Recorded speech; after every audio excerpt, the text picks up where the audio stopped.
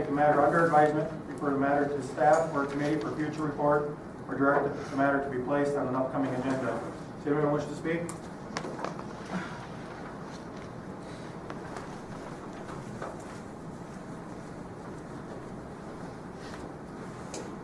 Robin Hensel, 807 First Street Southeast. I request the mayor, council, city attorney, city administrator, finance officer rather, find out the total dollar amount of city staff time and supplies to snowplow, maintain, repair, and sweep DeRozier Drive while it was a privately owned road. City taxpayers are not responsible for maintaining private roads. The former owners, Mike Coro and Jerry Thomas, need to pay all of that money back to the city taxpayers. They received a service they were not entitled to for a number of years. Perhaps the city staff will authorize this illegal private road maintenance on the taxpayers' nickel should be made to pay some of that money back. I believe that person was the former Public Works Director and co-city administrator Jerry Lochner. This is the perfect example of grounds for taxpayer lawsuits. It is this council's job, its fiduciary responsibility, to ensure this money is paid back. This is also an egregious violation of the state auditor's policy that all public expenditures must have a public purpose. If this body does not rectify this, I will be filing a complaint on behalf of myself and other taxpayers with the state auditor's office by the end of June.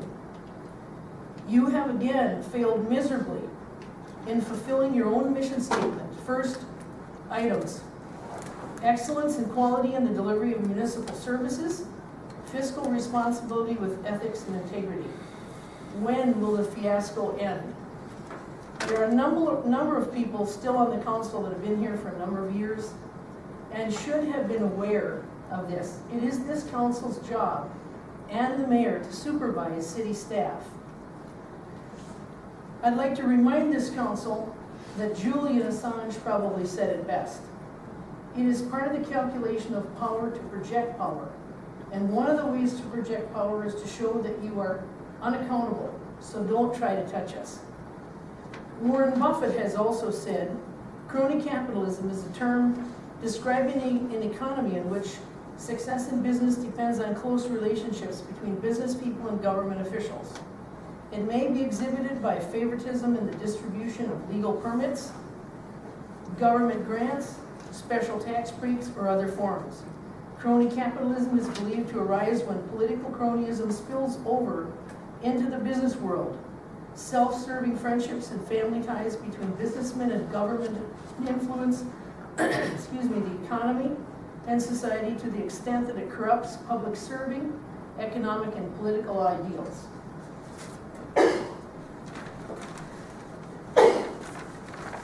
Thank you.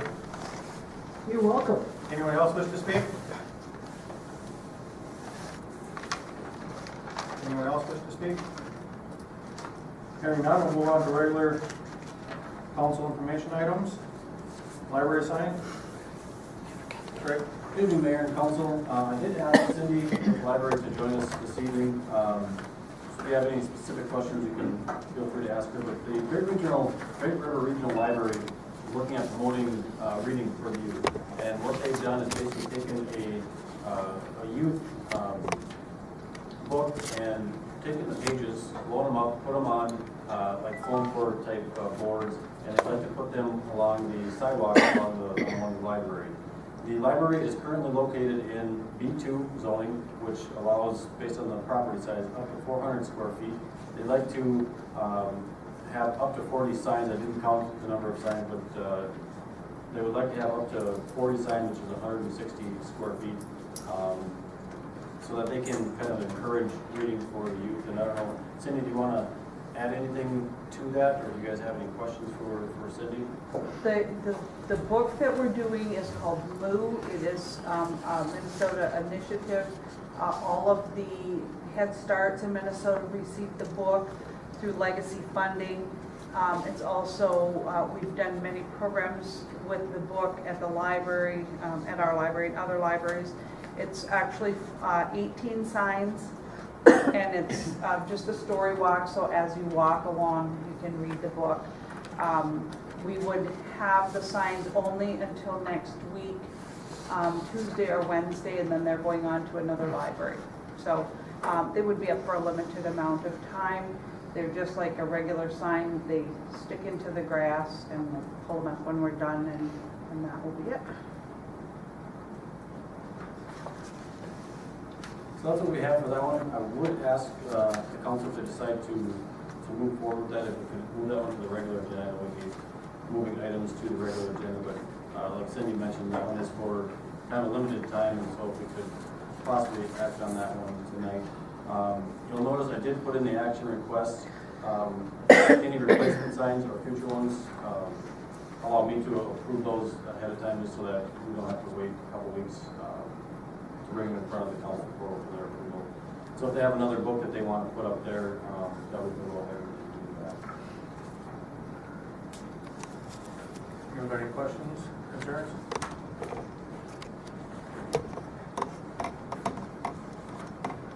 So this is basically just temporary signage? Correct, yes.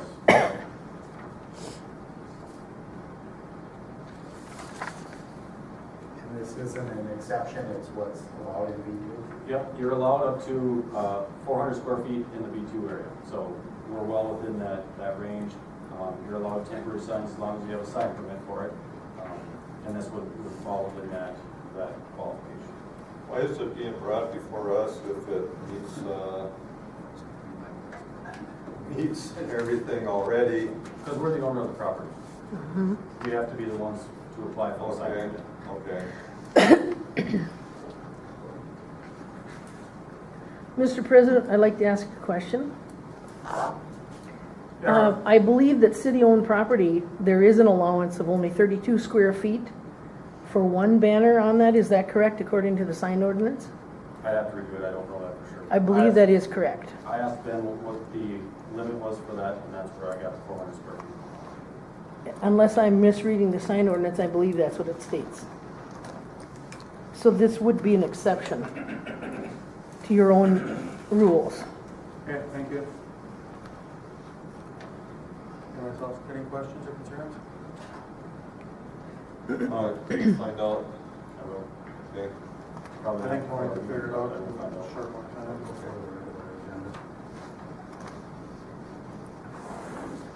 So you want to move to the regular agenda for action?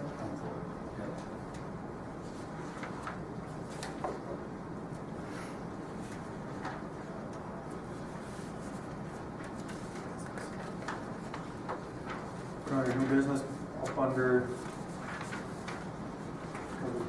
we'll act on it after E, before F, before we go to the recess meeting. Yeah. Right? So G, library sign.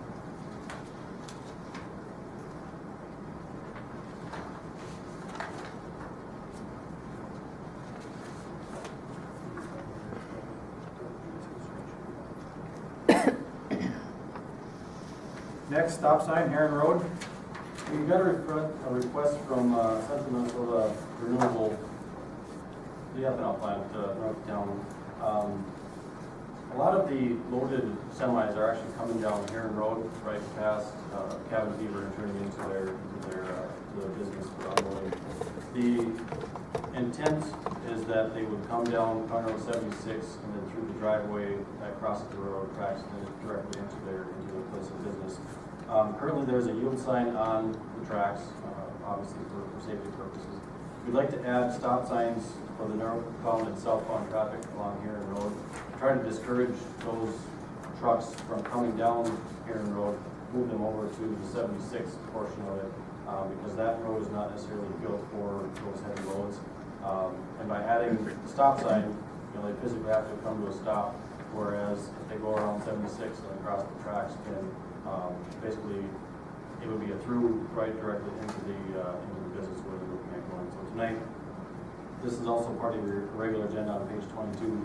We'd ask for approval to include those two stop signs on Heron Road to try to discourage that truck traffic on Heron Road.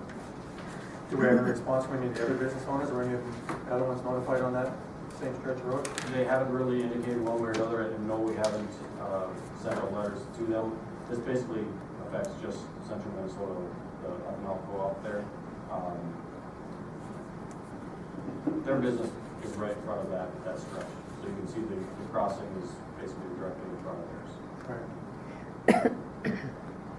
Well, you're looking to funnel traffic off of 76 into Yes. Hensel? Yes. Right, Yeah. rather than run it up. I see them driving all the time up and down that Right. road that isn't built for it. Right. Anybody else got any questions or concerns? Yeah, so where is the exact location of that sign going to be? Right on that entrance, right in front of central Minnesota ethanol plant. Right at the ethanol plant? Right at the For the entrance. northbound, On the ground. on the gravel road. Yeah, because, but where Heron, the street sign that says Heron Road is located on, what, County Road 76? No. There's a stop sign there. Heron Road is basically the frontage road to County Road 76. It's the gravel road between 76. Parallel, yeah, Surface Road. Yep. So the stop sign would be south or north of the, Edmund comes across there. And then comes across, Yeah. and then And roughly a half a mile north of that, there's Half a another, mile north of yeah, that. there's another crossing for the railroad track. So right out their main driveway, right out the ethanol plant's main driveway. Yes.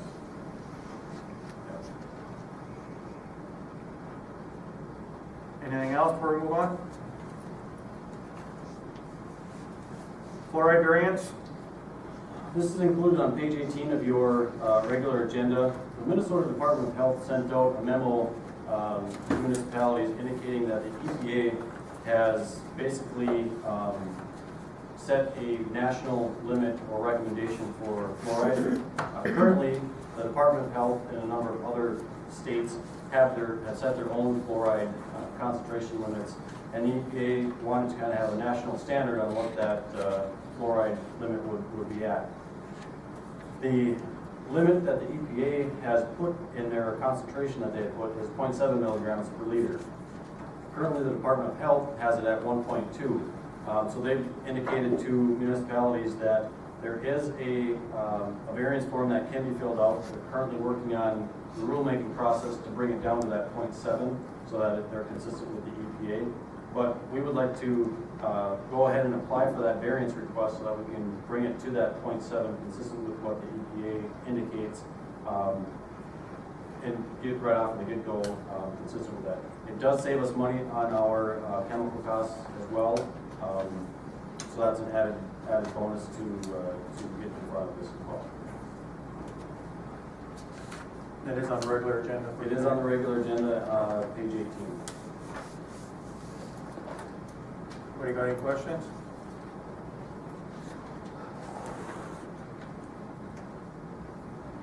On the well sealing grant, change order number 2, Northland Drilling.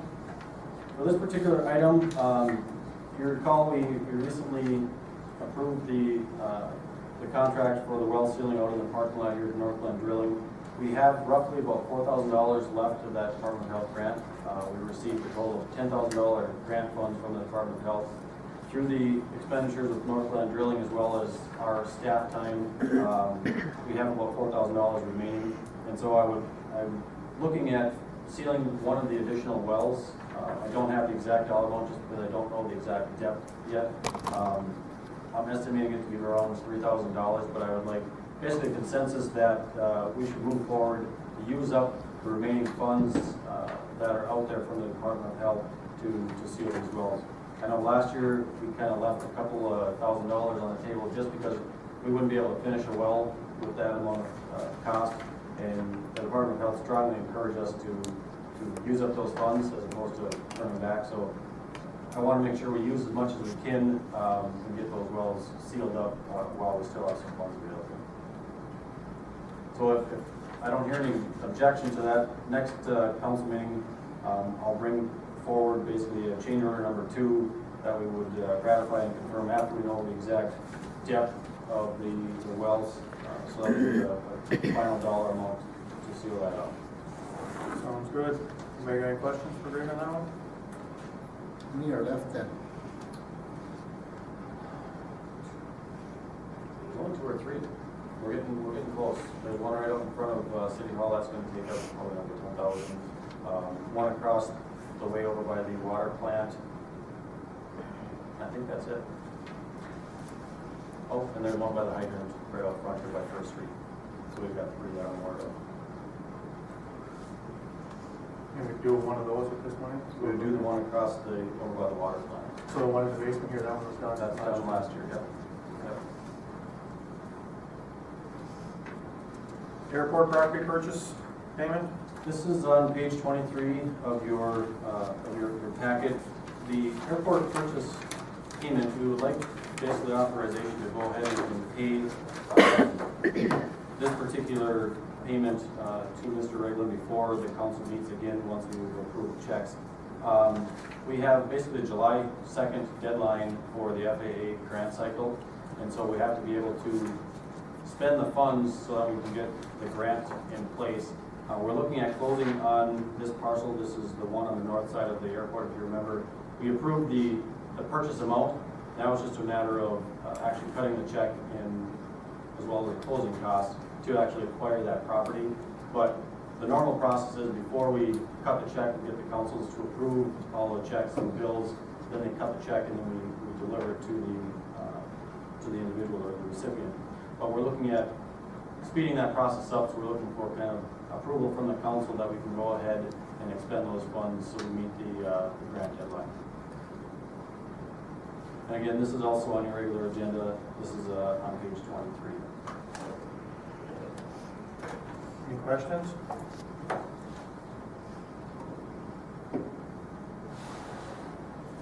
Hearing none, move on. Well 7 repair, North Star Drilling. This is page 15 of your regular agenda. Well number 7 was recently repaired. If you recall, back in January, we had a couple of wells go down, well number 8 and well number 9. And so we've been doing some research and trying to locate exactly where the source of this issue has been with our aquifer. And we kind of isolated well number 7 as being kind of the source from a lot of this. So we went ahead and done some repair on that in terms of sealing and grouting as well as disinfection of that particular well. So tonight, that's included on page 15 of your regular agenda in the consent agenda for approval of those bills. This was causing that screen plugging issue that we were having? I believe it was. We're waiting for the final test back in terms of the final test to see if the bacteria has been reduced in terms of the count. But I believe this is where it stemmed from, yes. Now, if that's the case, we'll probably have to go into and actually treat a number of those wells to get rid of what's left in those other ones.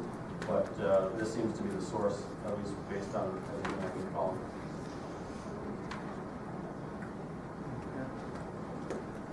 Okay. Questions on that one? Hearing none, move on. Morrison County Humane Society funding request. In the hall, so they should be here hopefully shortly. Come in. Ready whenever you guys are.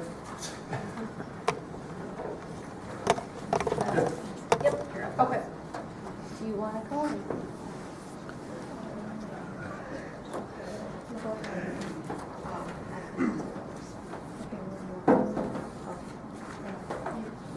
Do you have Nikki put together a handout? Do you guys all have that? Yep, it's in our Okay, agenda. perfect. Okay.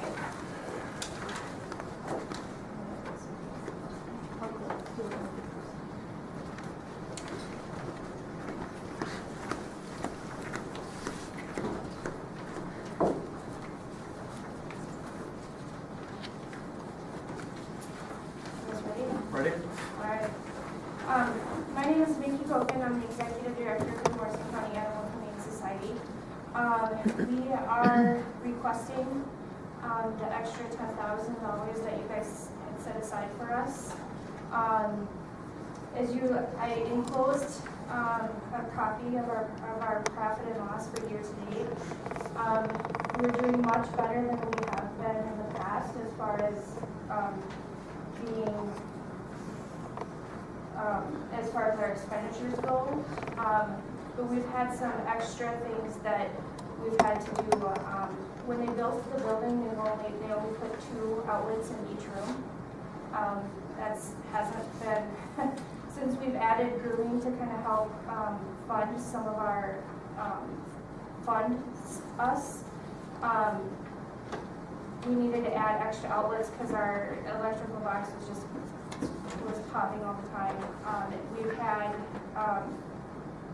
some increase in vet bills because in the county there's been an increase of feline leukemia, which when that's a deadly disease and quite contagious.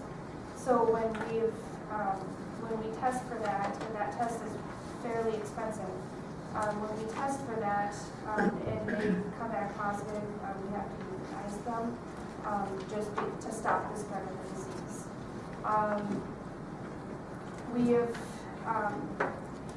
We've been working on fundraising.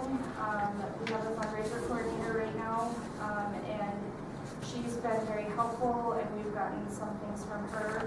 And we've had, a lot of extra like food and stuff donations from the county and other beneficiaries that we work with. But our increase, we've had an increase. We've never been able to get back from an adoption what we put into an animal, just because of the cost of the spay neuter or the cost of their vet bills, things like that. We've also had, I know there were some of you when we spoke with the county commissioners and some of the city council about a month ago.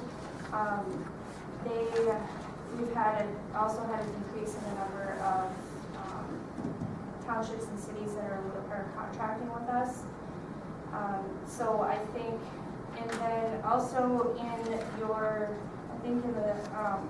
not sure if I put it in the note in the letter or not, but year to date, we've already taken in 186 animals. So last year it was, we took in 471. So we're on track to be much higher than that this year. I think that's because of the cities and townships that have contracted with us.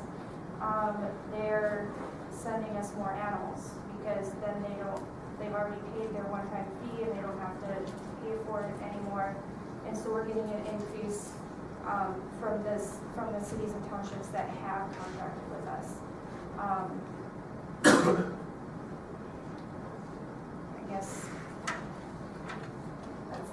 do you guys have any questions or suggestions?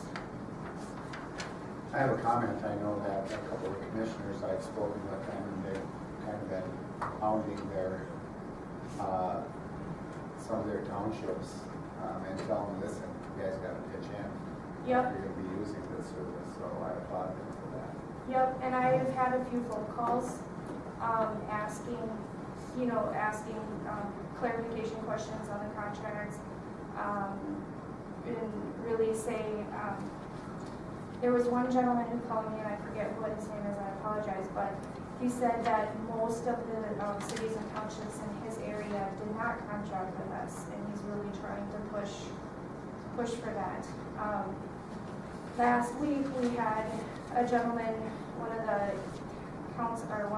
township board members, bring in a stray, and the way the contract reads is if you're not contracted with us, then you have to pay an extra amount to pay for a stray for us to take it.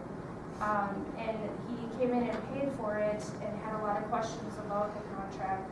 And once it was explained to him, he's like, well, why didn't we do that? That doesn't make any sense why we didn't do that.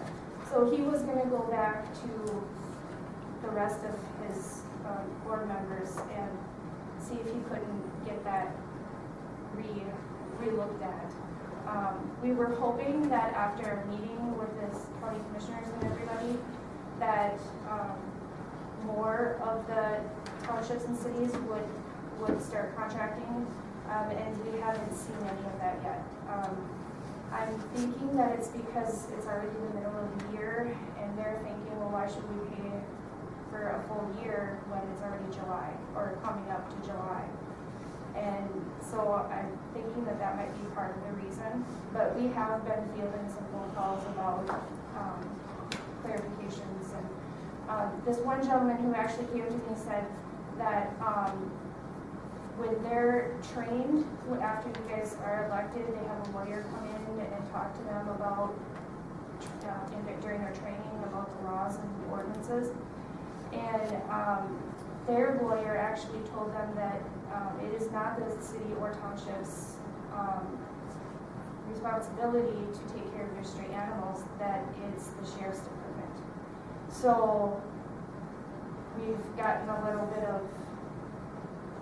you know, we gave them a copy of the ordinances and said, no, this is what it is, and I guess it boils down to a different interpretation of the ordinance, or the laws. Because our, lawyers that we have talked to have said, no, it's each individual city, township, and so forth, to take care of their stray animals. And that's how they've interpreted it, but then other lawyers say, no, that's not really what it says. It says that it's the responsibility of the sheriff's department to come and pick it up and take it somewhere. So. Well, maybe the reason that some of them aren't starting to pay is they may have had their budget set for the year, and maybe they'll budget it for next year. Yep, we're hoping so. Anybody else got any questions for Mickey? Is this on our It's on your regular agenda? And we did set this aside for a reason, anticipating the correct. We had Right, set some money yes, we aside did. that we anticipated probably.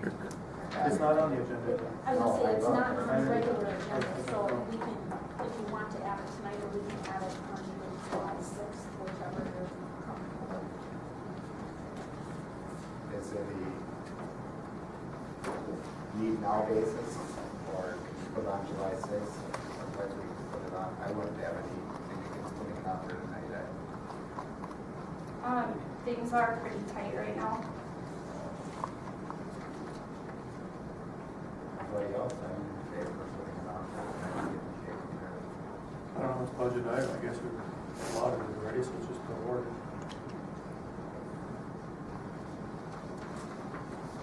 We okay with adding it? Anybody have any? Okay. So we have F, G, and then we're on H.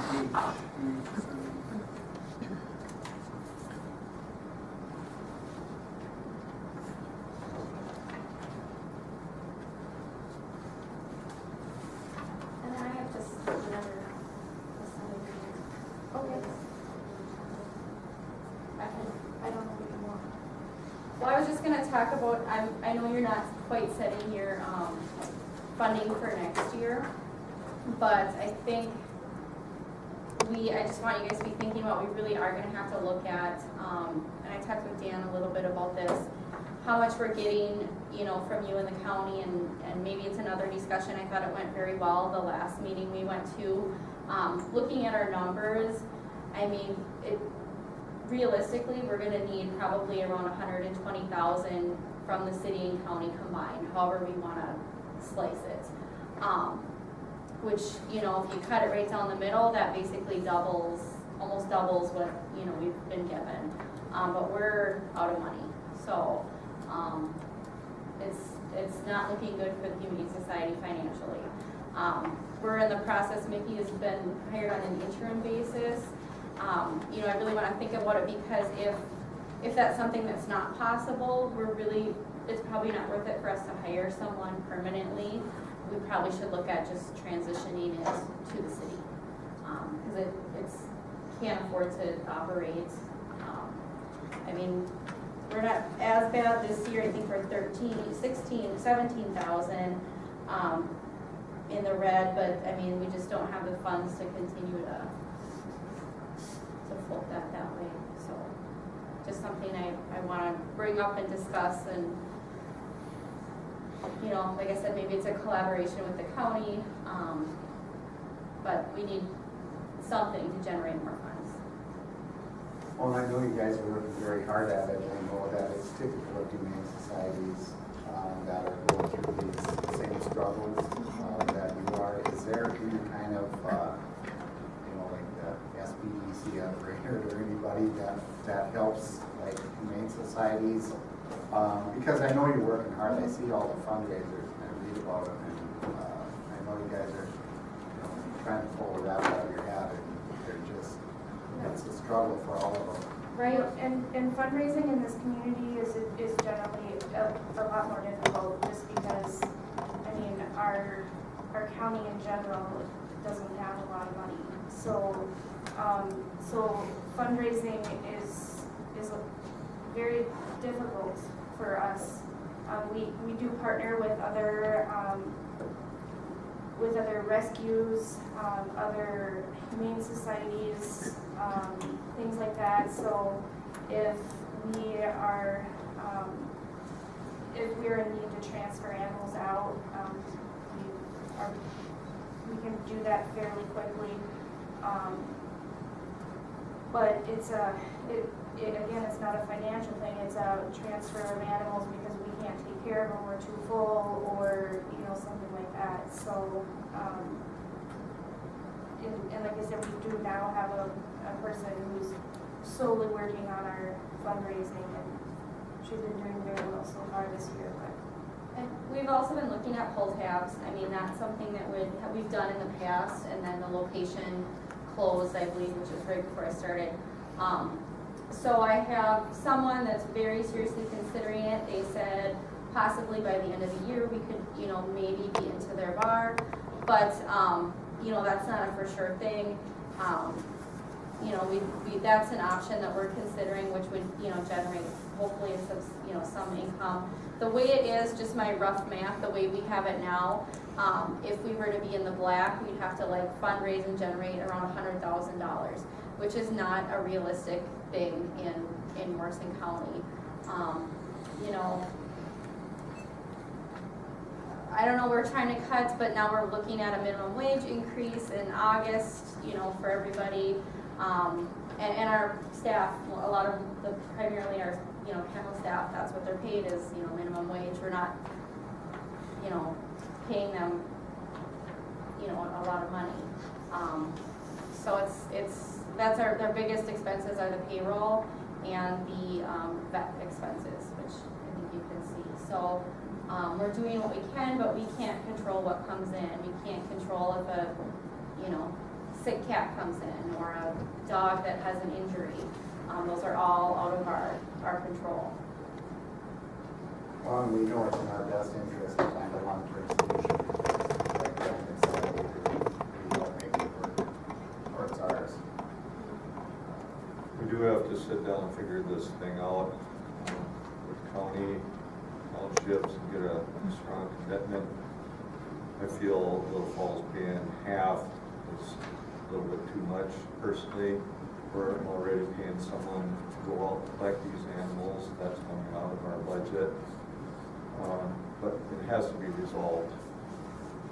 Or else, like you were saying, we're gonna end up with the thing thrown in our laps, and we're gonna have to deal with it then, so. Yeah, and we want to keep doing what we're doing, but we feel like we're struggling right now, and we can't. I mean, I feel like it's irresponsible that we continue to, operate in such a deficit. We need to figure out a way to be sustainable. And so we want to work with you. We want to work with the county. We're open to, ways of doing it because we want it to be fair, as fair as possible, I guess. So. Well, the county makes a contribution, right? I don't see it on your profit and loss. It's probably not, we get paid, you pay us quarterly, they pay us once a year, and it comes in July. Oh, okay. So I don't remember what I think it was 25,000, last year, this year they're giving us 30.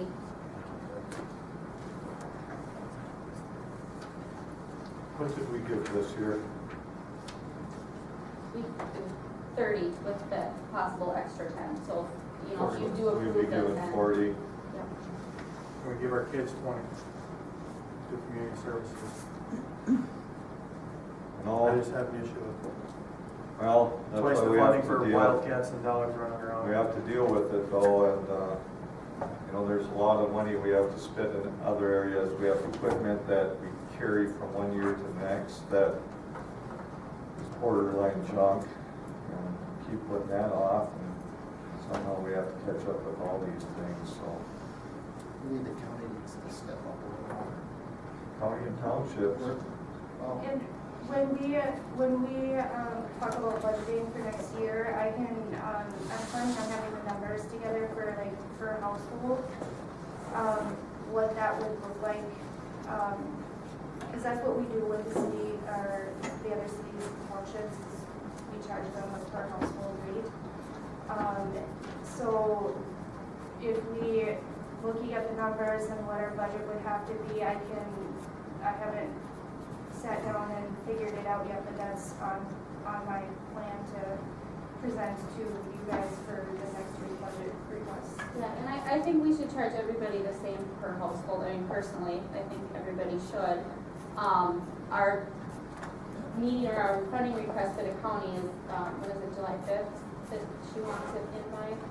So it'd be, you know, nice, I know your request isn't due, you know, that quickly, but for us to figure out, I guess, a plan, so we can, you know, approach it as a united front and really collaborate and, make sure that it's done as fairly as possible, so. Well, we might have to get a couple of council and a couple of commissioners and try to broker some sort of a deal.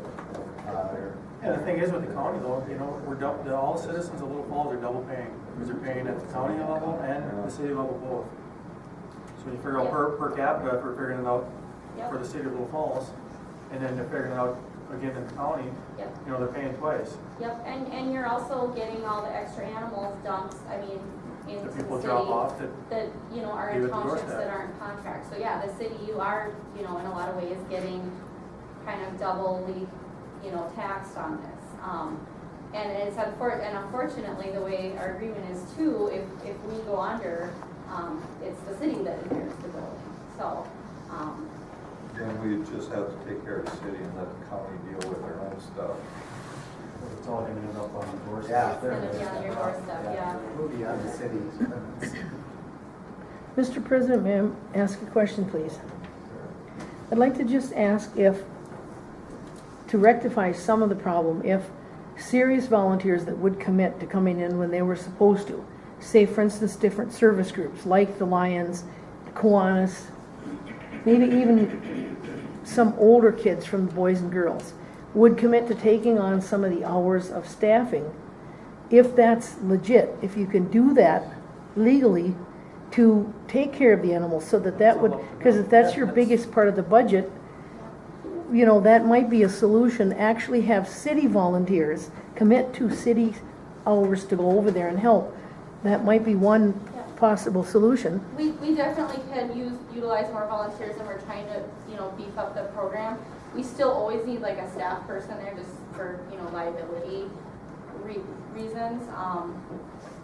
So, you know, it's possible if we can get, you know, some more volunteers to really, you know, utilize them effectively. A lot of our volunteers aren't quite as interested in like the cleaning and that sort of thing. They're more interested in the dog walking, which is great. The dogs need to be walked.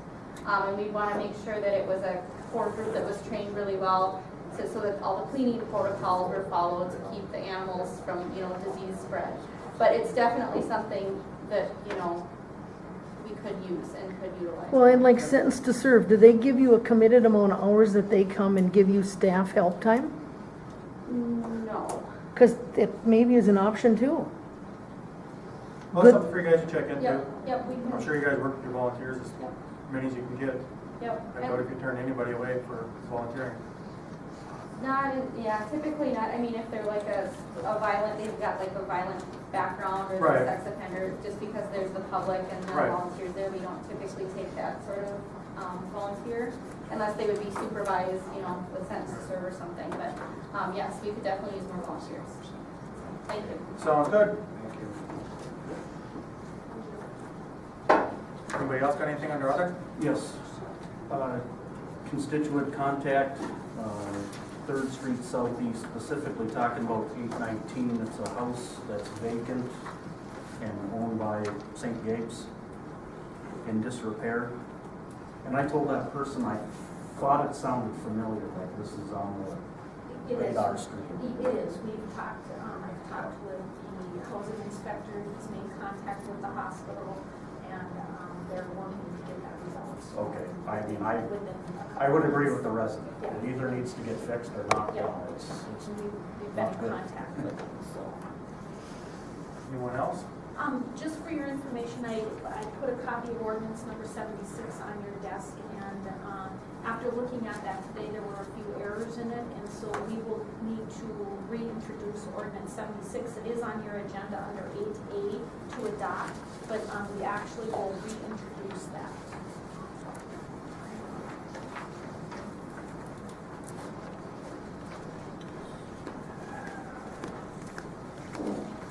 Who can I ask to follow? I've already talked to Scott. He's talked to the hospital. He's been over there and looked at it. Okay, As soon as we get our recently? forms, last week. Okay. Anything else from anybody? And yeah, just give me a holler, but. We'll adjourn to our regular meeting at 7:30.